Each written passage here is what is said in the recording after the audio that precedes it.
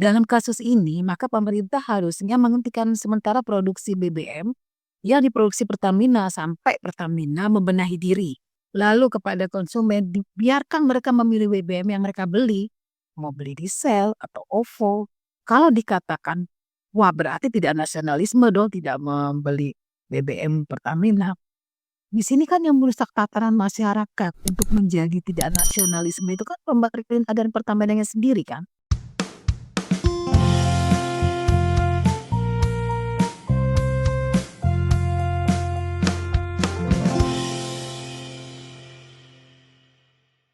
Salam perspektif baru untuk Anda pemirsa acara ini di media sosial YouTube dengan nama akun Perspektif Wimar TV. Senang sekali saya Hayat Mansur kembali menjumpai Anda di program kesayangan kita bersama, yaitu wawancara khusus Perspektif Baru dengan membahas beragam topik dari sudut pandang yang jernih. Sahabat Perspektif Baru, skandal dugaan mega korupsi yang melibatkan PT Pertamina Patraniaga menjadi sorotan panas publik. Dalam hal ini, Kejaksaan Agung telah menetapkan sejumlah tersangka dalam kasus dugaan tata kelola minyak mentah dan produk kilang atau yang di masyarakat sering sebut sebagai kasus Pertamax oplosan. Kasus ini tentu saja menjadi perbincangan khusus masyarakat sebagai konsumen karena mereka mendapatkan barang yang tidak sesuai dengan mutu yang dibayarkan. Hari ini kita akan membahas topik tersebut dengan Ibu Sri Wahyuni yang menjabat sebagai Sekretaris Eksekutif YLKI Yayasan Lembaga Konsumen Indonesia. Salam perspektif Bu Yuni. Dalam perspektif juga. Bu Yuni, ini masyarakat sedang ramai dengan kasus adanya dugaan Pertamax oplosan dan banyak masyarakat beralih penggunaan BBM-nya ke SPBU lainnya. Nah, sebenarnya apa yang terjadi dalam kasus dugaan Pertamax oplosan ini? Di sini intinya pelaku usaha ataupun pemerintah itu punya kewajiban untuk memberikan pengawasan kepada keselamatan konsumen. Jadi mereka harus berani menunjukkan inspeksi rutin yang dilakukan sebelum produk beredar di pasaran. Nah, apakah ketika sebelum permasalahan menjadi viral, inspeksi itu sudah dilakukan secara periodik? Itu pertanyaannya. Dan hasilnya seperti apa? Dan apakah memang ada pengurangan-pengurangan yang beredar di pasaran? Itu menjadi tanggung jawab mereka. Di sini kan mereka sudah tahu ada standarnya kalau sebelum di pasar harus ada uji, itu kan namanya prapasar ya. Dan kemudian kedua, ketika di pasar, apakah takarannya sesuai? Tuh kan, yang dijanji seperti yang dijanjikan. Seperti yang tertulis lah kalau istilahnya kalau ya ada labelnya tertulis dalam label gitu kan. Nah kemudian yang ketiga itu pasca pasar. Kalau itu terjadi, ya misalkan ada oplosan, harusnya di stop dulu sementara. Tuh. Dan dengan jujur pemerintah memberikan informasi ke masyarakat bahwa produknya tidak berkualitas. Kalau itu tidak dilakukan, maka ini bisa dikatakan sebagai kelalaian birokrasi dan ketidakpedulian Pertamina karena ini merupakan kebutuhan mendasar. Nah, Bu, dugaan kasus Pertamax oplosan ini menurut Kejaksaan Agung terjadi pada periode 2018 hingga 2023. Nah, dalam rentang tersebut, tentu dalam hal ini konsumen yang memberi Pertamax tersebut diduga mendapatkan Pertamax yang tidak sesuai dengan mutu. Nah, apa yang bisa dilakukan oleh konsumen ketika mengetahui Pertamax yang dia beli pada periode tersebut adalah Pertamax oplosan? Ya, ini kan konsumen dilindungi oleh Undang-Undang Perlindungan Konsumen ya. Namun kan untuk mekanisme itu ada mekanisme ganti rugi. Nah, bagaimana supaya masyarakat yang bisa mengajukan ganti rugi gitu kan? Itu kan perlu pembuktian gitu. Nah, kalau konsumen membeli di SPBU, contoh yang bisa takarannya kurang, dia bisa membuktikan dengan menunjukkan struk. Tapi kalau kejadiannya adalah itu di hulu, khususnya di kilang, bagaimana membuktikannya? Ya dengan uji kan? Siapa melakukan uji? Ya makanya Pertamina dan di sini kan YLKI juga waktu ketika ini ramai itu YLKI sudah mendesak Dirjen Migas untuk mengumumkan hasil reguler inspeksi gitu. Atau pemeriksaan terkait kualitas BBM produk Pertamina yang selama ini dilakukan apakah ditemukan penyimpangan.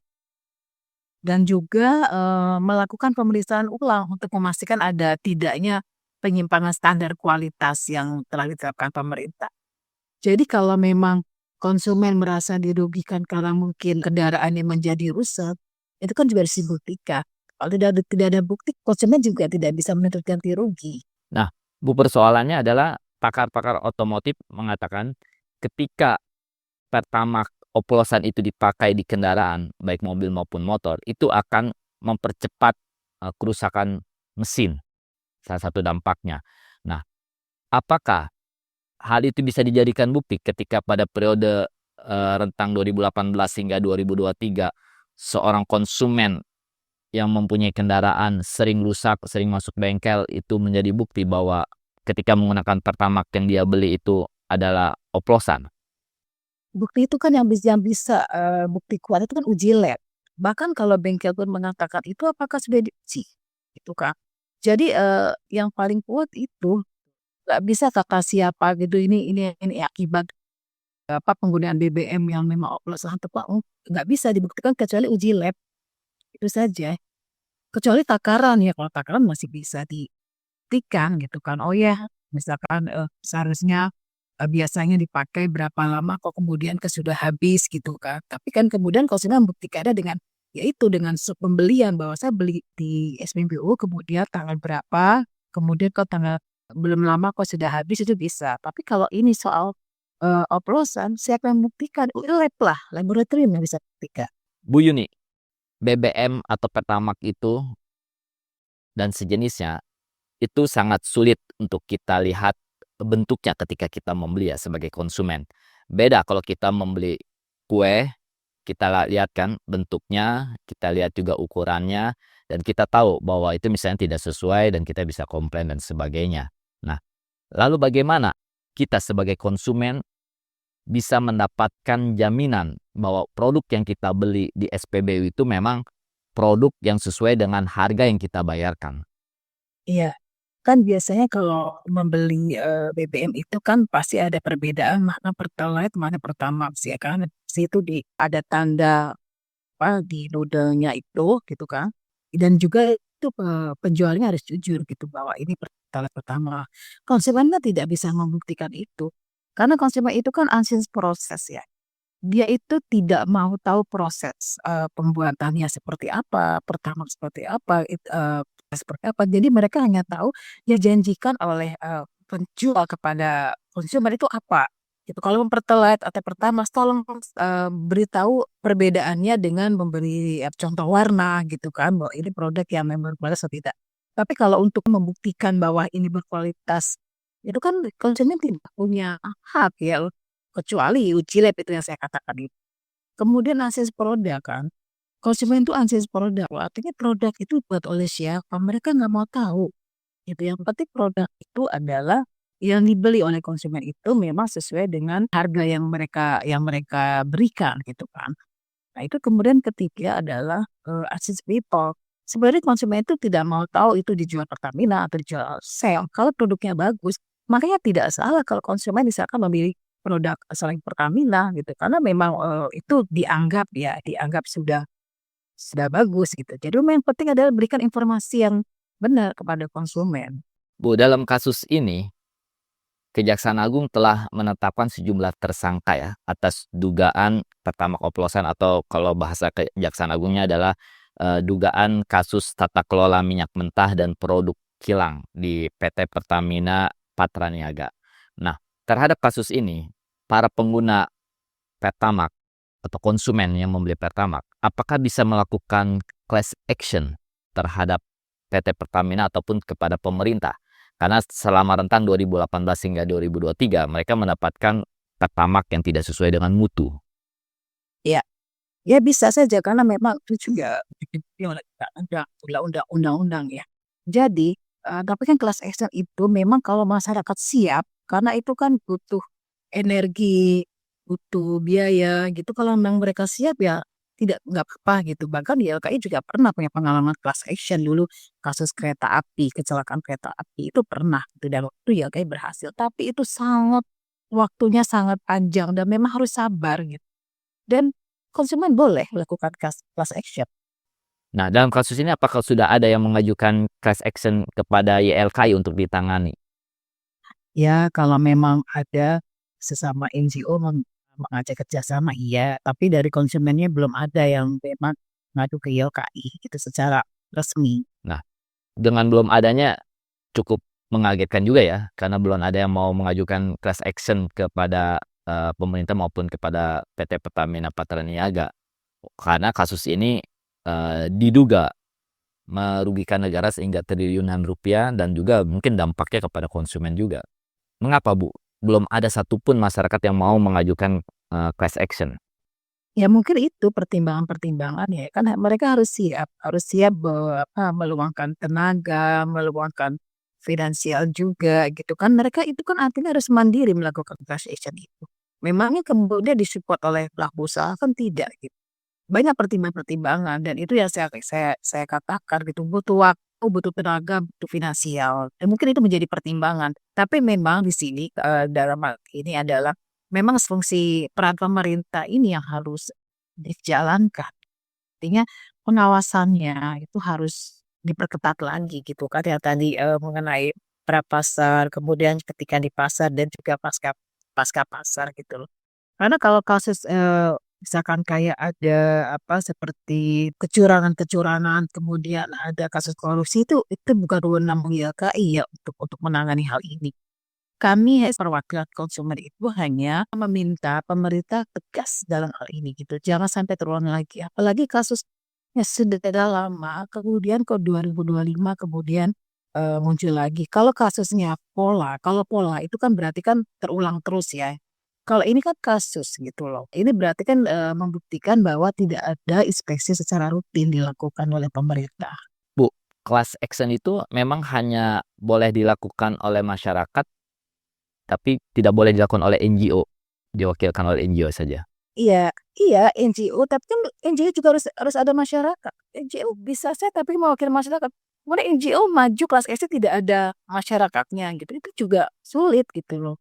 Karena itu, namanya kelas action yaitu memang harus bersama-sama. Nah, yang memfasilitasinya NGO. Bu, bisa sedikit ceritakan pengalaman Ibu waktu mengajukan class action kepada kereta api? Aduh ini kasusnya sudah lama sekali ya, tapi memang dulu kebetulan saya juga belum lama baru masuk di YLKI, tapi saya sudah mendapatkan informasi tersebut gitu. Itu butuh waktu bertahun-tahun menurut saya ya, bukan hanya bulan gitu ya. Ya memang waktu itu juga ada perhatian, dari pelaku usahanya gitu, khususnya dari PT Kereta Api itu untuk mengakomodir, para korban gitu kan. Nah itu kan kalau contoh kasus seperti itu kan juga itu jarang sekali ya loh, kelas S itu berhasil ya gitu ya karena nah itu ya kayak butuh waktu bertahun-tahun juga gitu, tidak langsung kemudian secepat itu gitu. Ya dikhawatirkan karena lelah menunggu bisa-bisa konsumennya mundur satu persatu gitu. Jadi itu yang dikhawatirkan, tapi memang kelas S itu dilindungi silakan gitu loh dan NGO, memfasilitasi gitu, tidak hanya YLKI beberapa NGO juga kami sudah mengakomodir ini terutama LBH ya, ini mereka sudah mengkoordinir class action. Nah YLKI pun kalau memang mau ikut terlibat juga harus mempersiapkan konsumennya, konsumen yang ngadu juga harus ada gitu loh, tidak hanya YLKI maju sendiri, tidak hanya atas nama institusi, tapi bersama-sama konsumen, kan mereka yang korban. Bagaimana sih sebenarnya yang harus dilakukan pemerintah untuk menjamin perlindungan konsumen terhadap pertamax oplosan, Bu? Untuk melindungi konsumen, jika sudah diumumkan kemudian terbukti ada oplosan, maka negara harus mencabut izinnya. Dalam kasus ini, maka pemerintah harusnya menghentikan sementara produksi BBM yang diproduksi Pertamina sampai Pertamina membenahi diri untuk memperbaiki kualitasnya. Namun kenyataannya di lapangan kan masyarakat tetap membeli BBM Pertamina kan. Lalu kepada konsumen dibiarkan mereka memilih BBM yang mereka beli, mau beli diesel atau OVO. Kalau dikatakan, wah berarti tidak nasionalisme dong tidak membeli BBM Pertamina. Di sini kan yang merusak tatanan masyarakat untuk menjadi tidak nasionalisme itu kan pemerintah dan Pertamina sendiri kan. Padahal Hulu Hijauka itu sudah, melakukan campaign atau edukasi kepada masyarakat cintai produk dalam negeri, termasuk mencintai produk, milik Pertamina gitu. Tapi kalau kemudian mereka sendiri tidak memberikan kepercayaan, ya artinya kepercayaan kepercayaan masyarakat jadi hilang kalau kejadiannya seperti ini. Jadi itu yang terpenting, silakan diumumkan kalau memang itu terbukti gitu. Nah, sebaiknya pengumuman mengenai uji kualitas Pertamax dan sejenisnya itu setiap berapa bulan sekali atau setiap berapa pekan sekali, Bu? Ya kalau itu memang seperti secara periodik lah gitu, mau sebulan sekali, mau setahun sekali, tapi setidak-tidaknya ada informasi yang sampai ke konsumen bahwa produk yang Anda, beli itu aman gitu loh dan berkualitas, itu saja dan sesuai dengan harga yang dikeluarkan oleh konsumen gitu. Jadi jangan sampai kemudian hal itu terjadi lagi, nanti menjadi pola dong kalau terus-terusan seperti itu. Nah, bagaimana Ibu melihat peran dari lembaga pengawas kita yaitu DPR terhadap upaya pemerintah menyediakan BBM yang sesuai dengan mutu? Ya, DPR juga di sini kan waktu itu pernah begitu kejadian viral baru mereka turun ke lapangan. Sebenarnya DPR juga ketika akan sidak gitu kan, itu juga melihat track record dari pelaku usaha tersebut, apakah sudah dilakukan inspeksi secara periodik tuh kan. Dan itu juga memang DPR kan sudah mempunyai kewajiban untuk memanggil pelaku usaha maupun pemerintah mengenai tanggung jawab mereka selama ini. Jadi memang pemerintah, DPR maupun Pertamina harusnya mengacu pada Undang-Undang Perlindungan Konsumen karena di situ tercatat hak dan kewajiban konsumen. Nah, Bu, dalam hal ini salah satu kunci utama gitu kan untuk kita terjamin sebagai konsumen mendapatkan Pertamax sesuai dengan mutunya dan sesuai dengan harga yang kita bayarkan adalah adanya informasi reguler mengenai hasil pemeriksaan.